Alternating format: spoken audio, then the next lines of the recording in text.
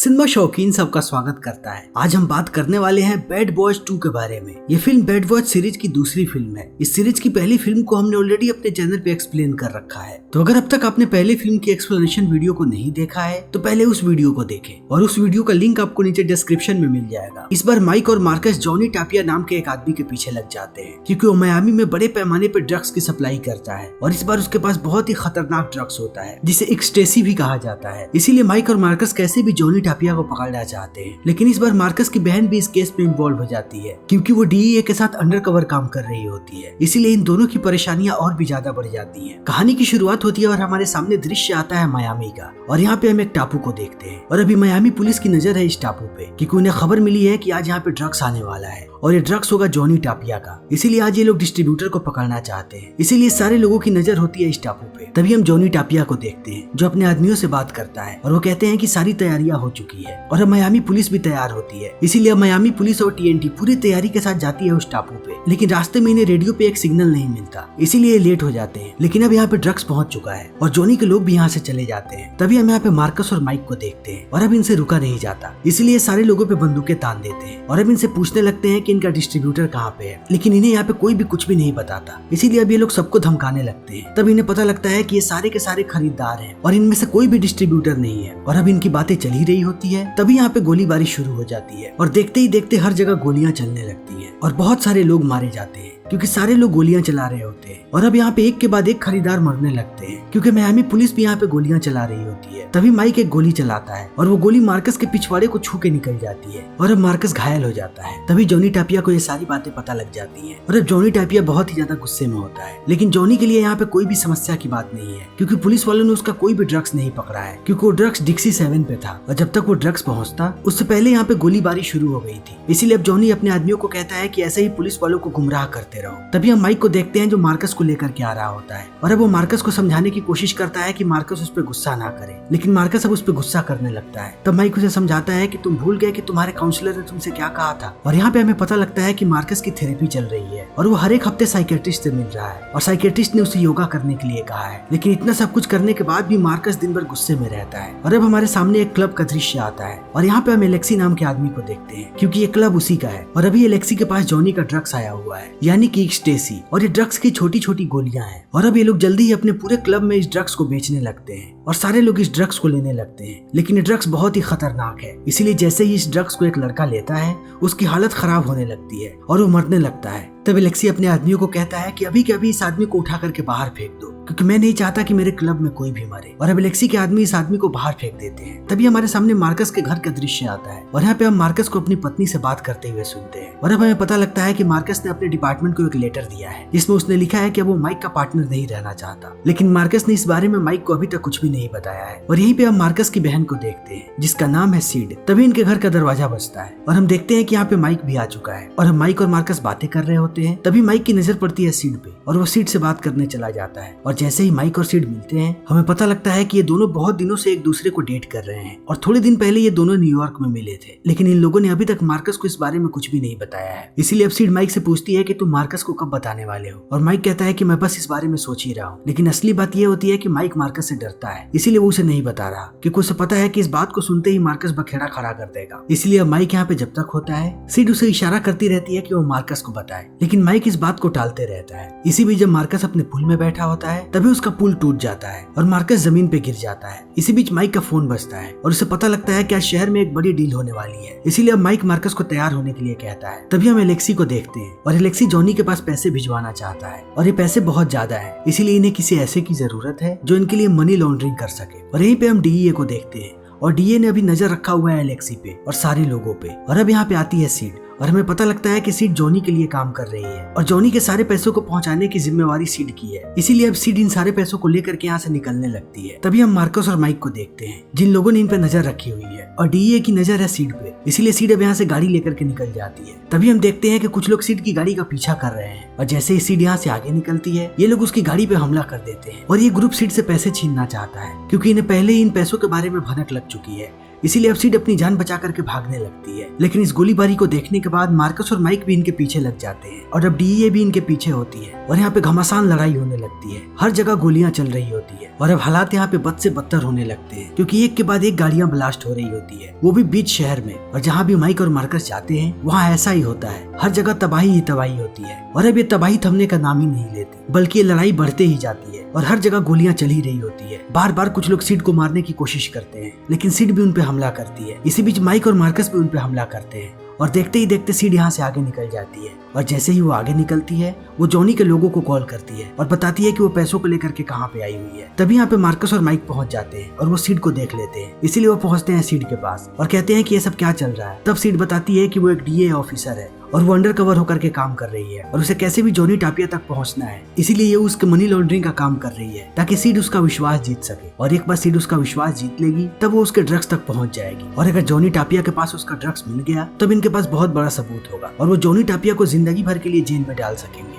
लेकिन अब मार्कस गुस्सा होने लगता है और कहता है कि तुम्हें पता भी है तुम कितने बड़े खतरे में हो और तुम्हारी जान को कभी भी कुछ भी हो सकता है। और इतना कहने के बाद वो गुस्सा होकर के चला जाता है। तब माइक सीड को समझाता है और कहता है कि तुम अपना ख्याल रखो और हमें हर एक अपडेट देती रहो क्योंकि हम तुम्हें खोना नहीं चाहते। और इनकी बातें चल ही रही होती है तभी जॉनी टापिया के आदमी आकर के इसकी गाड़ी को लेकर के चले जाते हैं, यानी सारे पैसों को। और अब सीड भी यहाँ से चली जाती है। तभी मार्कस और माइक पहुंचते हैं अपने सीनियर के पास और इनका सीनियर एक बार फिर से आग बबूला हो चुका है क्योंकि एक बार फिर से इन लोगों ने पूरे शहर में कत्लेआम फैला दिया और हर जगह पूरे शहर में तबाही फैली हुई है। और अब इनका सीनियर इनसे पूछता है कि आखिर तुम लोगों ने ये सब कुछ क्यों किया है। तब माइक बताता है कि हमें खबर मिली थी कि आज बहुत सारा पैसा और बहुत सारा ड्रग्स एक जगह से दूसरी जगह लेकर के जाया जा रहा है। तब इनका सीनियर कहता है कि कहाँ है ड्रग्स। तब ये लोग कहते हैं हमारे पास ड्रग्स नहीं है। तब कहता है पैसे तो होंगे तुम्हारे पास। तब ये लोग कहते हैं कि हमारे पास पैसे भी नहीं है। तब इनका सीनियर और भी ज्यादा गुस्सा हो जाता है और कहता है तब तुम लोगों ने ये सब क्यों किया। तब माइक कहता है कि हमने यहाँ पे कुछ भी नहीं किया, ज्यादातर चीजें यहाँ पे डीईए ने की है। और इस बात को सुन के इनका सीनियर और भी ज्यादा भड़क जाता है और कहता है कि डीईए शहर में काम कर रही है और उन लोगों ने मुझे बताया भी नहीं, अब मैं उनकी खबर लूंगा। फिर ये लोग कहते हैं कि शहर से बहुत सारा पैसा बाहर जाने वाला है और हमें इस बारे में पुख्ता जानकारी मिली है, इसीलिए हम लोग इस चीज पे नजर रखना चाहते हैं ताकि हम उस आदमी को पकड़े। और इनका बॉस कहता है कि ठीक है। और अब हम देखते हैं जॉनी टापिया के घर और ये घर मियामी में है और यहाँ पे जॉनी टापिया ने बहुत सारे पैसे रखे हैं, लेकिन जॉनी टापिया के इस घर में बहुत सारे चूहे हैं जो उसके पैसे को कुतर रहे हैं। इसीलिए जॉनी बहुत ही ज्यादा गुस्से में है और वो अपने आदमियों को कहता है कि जल्दी से जल्दी यहाँ से चूहों को खत्म करवाओ। तभी हम माइक और मार्कस को देखते हैं और इन्हें पता है कि उस दिन सीट पर किसने हमला किया था और कौन जॉनी के पैसों को छीनने की कोशिश कर रहा था। वो हाइतियंस का गैंग था और मियामी शहर में बहुत सारे हाइतियंस है, इसीलिए अब इन्हें पता करना है कि वो कौन थे। फिर ये लोग भी पहुंचते हैं एक हाइतियन के पास और उसके दुकान में जाकर के तोड़फोड़ करने लगते हैं और उसे मजबूर कर देते हैं कि वो उनका पता बताए। और फाइनली इन्हें उनका पता मिल जाता है, लेकिन ज्यादातर हाइतियंस मारे गए हैं और अब कुछ ही बचे हैं। इसीलिए अब ये लोग पहुंचते हैं उनके घर में, लेकिन ये हाइतियंस डरे हुए हैं। इसीलिए जब ये लोग उनसे बात करने की कोशिश करते हैं तब वो लोग इन पे गोलियां चलाने लगते हैं और ये लोग भी इधर से गोली चलाते हैं और एक एक करके सारे हाइतियंस को मारने लगते हैं और अंत में सिर्फ एक ही आदमी जिंदा बचता है। फिर ये लोग पहुंचते हैं उस आदमी के पास और कहते हैं कि हमें अभी के अभी बताओ कि तुम्हें किसने बताया था कि उनके पास पैसे हैं, कि तुम लोग वहाँ पे पैसे चुराने गए। तभी आदमी कहता है कि मुझे कुछ भी नहीं पता। और इस बात को सुनने के बाद ये लोग और भी ज्यादा भड़क जाते हैं और कहते हैं कि अब तो हम तुम्हें मार ही देंगे। तभी आदमी कहता है कि मैं कुछ भी नहीं जानता, वहाँ पे एक आदमी पड़ा है वो सारी चीजों को रिकॉर्ड करता था, तो कहीं वहाँ से तुम्हें कुछ मिल जाए। और अब यहाँ पे इन्हें एक कैमरा मिलता है, इसीलिए अब ये लोग कैमरे को लेकर के पहुंचते हैं एक दुकान में। और जब ये लोग उस कैमरे को देखते हैं तभी इन्हें एक मुर्दा घर नजर आता है और शुरू में ये लोग समझ नहीं पाते हैं। तभी इन्हें यहाँ पे जॉनी नजर आता है। तब ये लोग समझ जाते हैं कि जॉनी अपने ड्रग्स और अपने पैसों को लाशों के अंदर डाल करके एक देश से दूसरे देश भेज रहा है और अब इन्हें इस मुर्दा घर का नाम पता लग गया है। इसीलिए ये लोग पहुंचते हैं अपने ऑफिस और उस मुर्दा घर के बारे में पता लगाने की कोशिश करते हैं। तब इन्हें पता लगता है कि इस मुर्दा घर को जॉनी की माँ ने खरीदा है और ये मुर्दा घर उसकी माँ के ही नाम पे रजिस्टर है। और इस बात को सुनने के बाद ये लोग और भी ज्यादा भड़क जाते हैं और समझ जाते हैं कि जॉनी कितना बड़ा गेम खेल रहा है। इसीलिए ये लोग कहते हैं कि जॉनी के घर के आसपास के सारे रेडियो को हैक करो और हमें उनकी बातें सुननी है। और अब ये लोग उनकी बातें सुनने लगते हैं। तभी इन्हें पता लगता है कि ये लोग पेस्ट कंट्रोल को यहाँ पे बुलाने वाले हैं और अब माइक और मार्कस समझ जाते हैं कि यही सही मौका है जब वो लोग जॉनी के घर के अंदर घुस सकते हैं। इसीलिए दोनों पेस्ट कंट्रोल वाले बन जाते हैं और घुस जाते हैं जॉनी के घर के अंदर। लेकिन घर के अंदर जाने के बाद इन्हें पता लगता है कि यहाँ पे कॉकरोच नहीं बल्कि बहुत सारे चूहे हैं और मार्कस को चूहों से बहुत ही ज्यादा डर लगता है। और यहाँ पे इनके साथ जॉनी का एक आदमी भी होता है। तब माइक इस आदमी को कहता है कि मुझे बाहर से कुछ सामान लेने जाना है क्योंकि मेरा सामान गाड़ी में ही है और सिर्फ उसी से हम चूहों को मार पाएंगे। और इतना कहने के बाद वो बाहर चला जाता है और ये लोग यहाँ पे हर जगह माइक लगाने आए होते हैं ताकि ये लोग इनकी सारी बातें सुन सके। तभी हम एलेक्सी को यहाँ पे देखते हैं और अब एलेक्सी मिलता है जॉनी से और अब जॉनी एलेक्सी को धमकी देने लगता है और कहता है कि मुझे तुम्हारे सारे के सारे क्लब्स चाहिए क्योंकि अब मैं वहाँ पे अपना धंधा चलाऊंगा। तब एलेक्सी इन्हें मना करता है और कहता है कि तुम मुझे इतने हल्के में मत लो, मेरा एक पार्टनर भी है। तब जॉनी एलेक्सी के सामने उसके पार्टनर को लाता है जिसके शरीर के उसने टुकड़े टुकड़े कर दिए हैं और इस चीज को देखने के बाद एलेक्सी पागल हो जाता है। तभी हम माइक को देखते हैं जो पूरे घर में घूम रहा है और अब वो हर जगह माइक्रोफोन लगाने लगता है। तभी वो किचन में जाता है और उसे वहाँ पे एक कटी हुई उंगली मिलती है और ये उंगली होती है एलेक्सी की पार्टनर की। तभी जॉनी एलेक्सी से कहता है कि मुझे तुम्हारे परिवार के बारे में भी पता है और मैं कुछ भी कर सकता हूँ और इस बात से एलेक्सी डर जाता है और वो अपने मियामी के सारे क्लब्स जॉनी के हवाले कर देता है। तभी जॉनी के लोग माइक को ढूंढने लगते हैं और माइक को ये बात पता लग जाती है। तभी माइक को डस्टबिन में कुछ कटे हुए पेपर्स मिलते हैं और माइक उन पेपर्स को ले लेता है और वो मार्कस को भागने के लिए कहता है और अब ये दोनों यहाँ से भागने लगते हैं और ये लोग इन पे गोलियां चलाने लगते हैं। लेकिन जल्दी ये लोग भागते हुए पहुंचते हैं अपने ऑफिस और वहाँ जाने के बाद अपनी टीम को कटे हुए पेपर्स देते हैं और कहते हैं कि पता लगाओ कि इन पेपर्स में क्या था। तभी हम जॉनी को देखते हैं जो बहुत गुस्से में है और वो अपने आदमियों को कहता है कि मुझे कैसे भी वो 2 आदमी चाहिए जो मेरे घर के अंदर घुसे। तभी हम मार्कस और माइक को देखते हैं और इनके आदमी ने उन सारे कटे हुए पेपर्स को एक साथ कर दिया है और इन्हें यहाँ पे एक बोट की फोटो मिलती है जिसका नाम होता है डिक्सी 7। तभी हम सीड को देखते हैं जो मिलती है जॉनी से और जॉनी उसे पानी में लेकर के जाता है क्योंकि जॉनी कोई भी रिस्क नहीं लेना चाहता क्योंकि उसे पता है कि अगर सीड पानी में गई तो उसने कोई भी माइक लगाया होगा तो माइक डिसेबल हो जाएगा। और ऐसा ही होता है, जब सीड पानी में जाती है जॉनी के साथ तब डीए वाले उनकी बातों को नहीं सुन पाते। लेकिन अब ये चीज माइक और मार्कस भी जान जाते हैं, इसीलिए वो जल्दी ही सीड से मिलते हैं और वो उसे आगाह करते हैं कि तुम एक बहुत बड़ी खतरे में फंसने जा रही हो। लेकिन सीड कहती है कि मैं बहुत क्लोज हूँ इस केस को सोल्व करने के लिए। और यहाँ पे इन्हें पता लगता है कि जॉनी अपने सारे पैसों को क्यूबा भेजने वाला है क्योंकि जॉनी का पूरा गिरोह क्यूबा में ही है। लेकिन अब माइक और मार्कस इस चीज के बारे में और जानने के लिए पहुंचते हैं जेल क्योंकि इन्हें डिक्सी 7 बोट के बारे में जानना है। और जेल में इन्हें वही आदमी मिलता है जिसे इन लोगों ने कहानी के शुरुआत में पकड़ा था। और अब ये लोग इससे पूछते हैं कि डिक्सी 7 कहाँ पे आता है और ये आदमी इन्हें एक बंदरगाह के बारे में बताता है। और अब माइक मार्कस पहुंचते हैं उस बंदरगाह पे और इनके साथ सीड भी होती है और कुछ पुलिस वाले भी। और यहाँ पे सीड मार्कस को बता देती है अपने और माइक के रिश्ते के बारे में और इस बात को सुनने के बाद मार्कस भड़क जाता है और वो अजीब अजीब हरकतें करने लगता है। तभी यहाँ पे डिक्सी 7 बोट आ जाती है और ये लोग देखते हैं कि ये लोग इस बोट से एक ताबूत को बाहर निकालते हैं और उस ताबूत को दूसरे बोट पे दे देते हैं और वो बोट वहाँ से चली जाती है। इसीलिए अब ये लोग उस बोट का पीछा करने लगते हैं और पीछा करते करते आते हैं बाहर। तभी इनके सामने एक गाड़ी नजर आती है और अब ये लोग इस गाड़ी का पीछा करने लगते हैं। तब सीड कहती है कि वो इससे आगे नहीं जा पाएगी, इसीलिए अब मार्कस और माइक गाड़ी का पीछा करने लगते हैं। तभी इनके सामने आकर के एक गाड़ी रुकती है और ये दोनों उस गाड़ी को छीन लेते हैं और जॉनी के लोगों का पीछा करने लगते हैं। तभी हमें पता लगता है कि जॉनी ने ताबूत को पहले ही हटवा दिया है और अभी ये लोग जिस गाड़ी का पीछा कर रहे हैं उसमें सिर्फ डेड बॉडीज है। इसीलिए जैसे जैसे ये गाड़ी को लेकर के आगे भागते हैं वैसे वैसे एक एक करके लाश नीचे गिरने लगता है और एक बार फिर मियामी की सड़कों पर कत्लेआम मच जाता है। हर जगह गोलियां चलने लगती है और हर जगह गाड़ियां ब्लास्ट होने लगती है। लेकिन ये दोनों उस गाड़ी का पीछा नहीं छोड़ते और उसका पीछा करते जाते हैं। तभी ये लोग इस गाड़ी को एक जगह पे रोक देते हैं और उसके बाद इन पे हमला करने लगते हैं। लेकिन ये लोग भी इन पे हमला करते हैं और सारे लोगों को मार गिराते हैं। लेकिन इनमें से एक आदमी बच जाता है और वो भागने लगता है। तब मार्कस और माइक दोनों उसका पीछा करने लगते हैं और ये आदमी भागते हुए पहुंचता है मेट्रो स्टेशन पे और जैसे ही एक मेट्रो आती है ये मेट्रो के अंदर चढ़ जाता है। लेकिन माइक भी उसके पीछे घुस जाता है। तभी मेट्रो का दरवाजा बंद हो जाता है और मार्कस बाहर ही रह जाता है।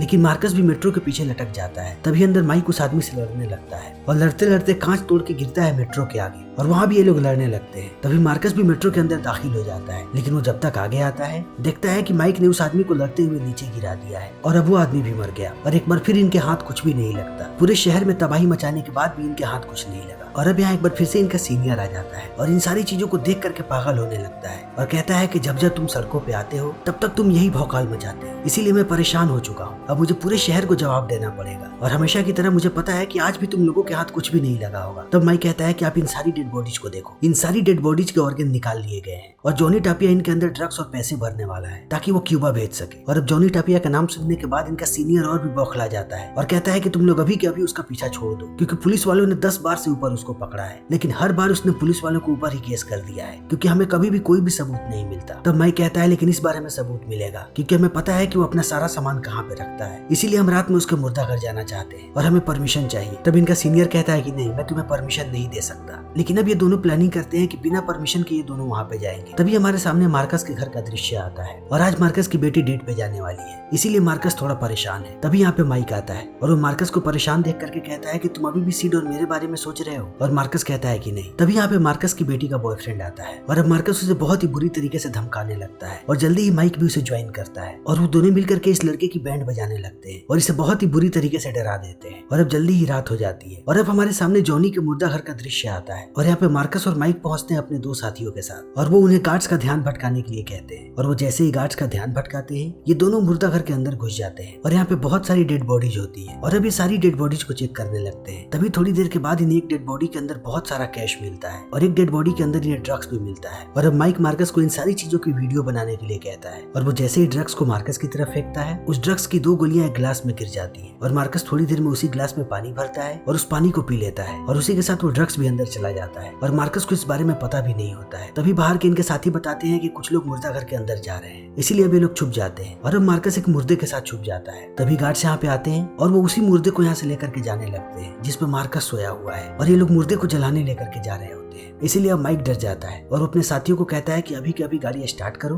और उसे ला करके इस बिल्डिंग में ठोक दो और वो लोग ऐसा ही करते हैं। तब सारे गार्ड्स डिस्ट्रैक्ट हो जाते हैं और माइक मार्कस को लेकर के बाहर आ जाता है, लेकिन अब मार्कस पूरे नशे में है क्योंकि उसने ड्रग्स लिया है और ये लोग ऐसी ही हालत में पहुंचते हैं अपने सीनियर के घर पे। लेकिन अब मार्कस बहुत ही अजीब अजीब हरकतें करने लगता है और माइक अपने सीनियर को सारी वीडियो रिकॉर्डिंग दिखाने लगता है कि अब हमारे पास प्रूफ है और इनका सीनियर कहता है कि ठीक है, मैं कल सुबह तुम्हें वारंट दूंगा और तुम उसे जा करके पकड़ सकते हो। तभी ये लोग मार्कस को देखते हैं, अब मार्कस हद कर देता है। तभी माइक अपने सीनियर को बता देता है कि गलती से इसने ड्रग्स ले लिया है। फिर ये दोनों डॉक्टर से बात करते हैं और डॉक्टर कहता है कि इसे ठंडे पानी के पास रखो वरना इसका ब्रेन डैमेज भी हो सकता है और ये लोग ऐसा ही करते हैं। तभी सुबह हो जाती है और अब इनके पास वारंट है कि ये लोग जॉनी के घर पे छापा मार सकते हैं। तभी हम डीईए को देखते हैं जो उसके घर के सामने है और सिड जॉनी के साथ अंदर है। तभी सारे पुलिस वाले इसके घर पे छापा मार देते हैं और जॉनी को ये बात पता लग जाती है। इसी बीच एलेक्सी अपनी कार लेकर के अंदर घुस जाता है और वो बंदूक लेकर के जाता है जॉनी को मारने के लिए। तभी जॉनी के आदमी उसे मार देते हैं। तब तक हर जगह भूचाल मच जाता है और अब सारे लोग इस घर पे हमला करने लगते हैं और जॉनी के लोग इन पे हमला करने लगते हैं और अब पुलिस वाले और डीए दोनों मिल करके हमला कर रहे होते हैं। लेकिन जॉनी बहुत ही चालाक है। जब तक जॉनी के आदमी इन लोगों से लड़ रहे होते हैं जॉनी सीट को लेकर के यहाँ से निकल जाता है और अब ये लोग जॉनी का पीछा करने लगते हैं, लेकिन जॉनी इनके हाथ नहीं आता और वो सीट को लेकर के भाग जाता है। और थोड़ी देर के बाद सीड कॉल करता है मार्कस के पास क्योंकि सीड ने उसे बता दिया है कि मार्कस उसका भाई है। इसीलिए वो मार्कस से कहता है कि 48 घंटे के अंदर मुझे अपना सारा सामान चाहिए, जितनी भी चीजों को तुमने पकड़ा है, वरना मैं तुम्हारी बहन को मार दूंगा और अभी मैं तुम्हारी बहन को लेकर के क्यूबा जा रहा हूँ। और अब इस बात को सुनने के बाद मार्कस पागल हो जाता है। तब माइक उसके पास जाता है और कहता है कि हम हमेशा पार्टनर थे और हम हमेशा ही पार्टनर रहेंगे और हम सिड को कैसे भी छुड़ाएंगे। और अब इस बात को सुनने के बाद सारे पुलिस वाले एक साथ आ जाते हैं और इनके साथ टीएनटी भी आ जाता है और डीईए भी, और ये लोग यहाँ से निकलने के लिए तैयार हो जाते हैं। तभी इनका सीनियर इनके पास आता है और कहता है कि अब सीआईए भी हमारे साथ है, इसीलिए अब सीआईए भी इनके साथ हो जाती है। तभी इनके डिपार्टमेंट का एक आदमी बताता है कि मेरा एक भाई है क्यूबा में और वो हमें हथियार दे सकता है क्योंकि उसके पास वहाँ पे बहुत सारे हथियार है। इसीलिए अब ये सारे लोग क्यूबा के लिए निकल पड़ते हैं और जल्दी ही क्यूबा पहुंच जाते हैं और इनकी मुलाकात भी उस आदमी से हो जाती है जो इन्हें हथियार देने वाला है। और अब इनके पास बहुत सारा हथियार होता है, इसीलिए धीरे धीरे जॉनी के घर की तरफ आगे बढ़ने लगते हैं। मार्कस और माइक एक गाड़ी में बैठ जाते हैं जिसके अंदर ताबूत होता है और ये गाड़ी जॉनी के घर के अंदर ही जा रही होती है, लेकिन ये लोग इस गाड़ी को बदल देते हैं और इसी गाड़ी में माइक और मार्कस अंदर चले जाते हैं। तभी हम बाकी लोगों को देखते हैं जो एक टनल से होकर के आ रहे हैं जॉनी के घर के पास और अब वो लोग भी जॉनी के घर के बीचों बीच होते हैं और जैसे ही इन्हें मौका मिलता है ये जॉनी के घर पे हमला कर देते हैं। और अब यहाँ पे हर जगह कत्लेआम मच जाता है क्योंकि हर जगह से जॉनी के घर पे हमला हो रहा होता है और उनके आदमियों को मौका ही नहीं मिलता है हमला करने का क्योंकि चारों तरफ से उन पे गोलियां बरस रही होती है। तभी जल्दी ही माइक पहुंचता है सीड के पास और वो सीड को लेकर के यहाँ से भागने लगता है और वो जैसे ही सीड को लेकर के बाहर निकलता है ये लोग जॉनी के पूरे घर को ब्लास्ट कर देते हैं और अब जॉनी गुस्से से आग बबूला हो जाता है। तभी जॉनी, मार्कस और सीड तीनों एक बड़े से गाड़ी में बैठ जाते हैं और यहाँ से भागने लगते हैं और जॉनी इनका पीछा करने लगता है और अब ये लोग बहुत ही तेज रफ्तार में भाग रहे होते हैं और जॉनी भी इनका बहुत ही तेज रफ्तार में पीछा कर रहा होता है। तभी ये झोपड़ियों से होकर के गुजरते हैं और ये देखते ही देखते सारी झोपड़ियों को तबाह करने लगते हैं और इसी तरीके से ये भागते भागते पहुंचते हैं अमेरिका के बॉर्डर पे और यहाँ पे अमेरिकन नेवी फोर्स होती है और ये लोग अपनी गाड़ी को बॉर्डर पे लगा देते हैं। लेकिन जैसे ही ये लोग अंदर भागते हैं इन्हें पता लगता है कि यहाँ पे हर जगह बॉम्ब बिछा हुआ है और अब अमेरिकन नेवी भी इन पे बंदूक तान देती है। तब ये लोग कहते हैं कि हम अमेरिकन हैं। तब वो लोग रुक जाते हैं, लेकिन अब जॉनी इन पे हमला करने लगता है और वो सीड को बंदूक फेंकने के लिए कहता है। तभी सीड देखती है कि कहाँ पे बॉम्ब है और वो अपनी बंदूक को बॉम्ब के पास फेंकती है। तब यहाँ पे ब्लास्ट होता है और मार्कस इस चीज का फायदा उठाता है और वो जॉनी को गोली मार देता है और यहीं पे जॉनी की मृत्यु हो जाती है। और माइक इस चीज को देख करके खुश हो जाता है कि मार्कस का निशाना कमाल का है और अब ये तीनों बच जाते हैं और और इन लोगों ने जॉनी को भी खत्म कर दिया। इसीलिए माइक बहुत खुश है और वो सिड को किस करने लगता है और इस चीज को देखने के बाद मार्कस एक बार फिर से पागल होने लगता है और ये फिल्म यहीं पे खत्म हो जाती है। लेकिन दोस्तों, बैड बॉयज सीरीज में एक और फिल्म है, यानी कि इस फिल्म का तीसरा पार्ट, जिसे हम जल्दी ही अपने चैनल पे एक्सप्लेन करेंगे। तो इसी के साथ हमारी आज की ये वीडियो यहीं पे खत्म होती है। उम्मीद है कि आपको हमारी ये वीडियो पसंद आई होगी। अगर आपको हमारी ये वीडियो पसंद आई हो तो इसे लाइक करें, शेयर करें और चैनल को सब्सक्राइब करें। Thank you.